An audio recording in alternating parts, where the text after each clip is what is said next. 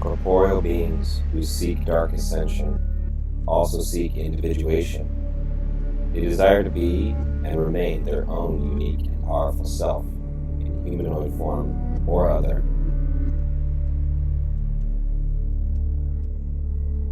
Satanic and Luciferian unity is an integration of diverse entities who are intact beings in and of themselves, but who are also able to simultaneously connect with and disconnect from others in numerous ways at will.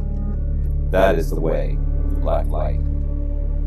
Unity that disintegrates the individual into merely becoming aspects of something or someone else is of white light alone. It is not of us.